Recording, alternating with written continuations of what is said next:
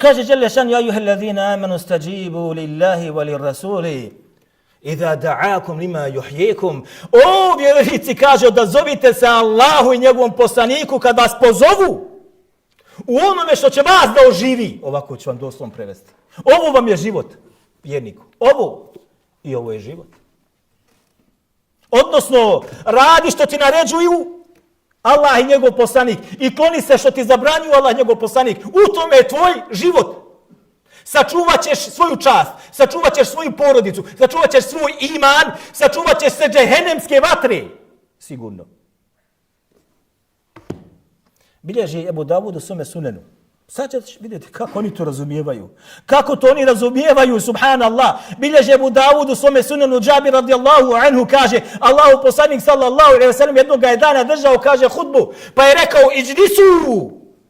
A Abdullah ibn Mesud kad je tek ulazio na vrata džamije. Pa kada je ovo, kaže, Abdullah ibn Mesud čuo, onda je šta? Sjeo. Kaže, držao je Allahu poslanik sallallahu alejhi ve sellem hudbu. Pa je rekao ljudima, sjedite. Samo jednom, sjedite. Abdullah ibn Mesud ulazi na vrata džamije, još ima dole džamija.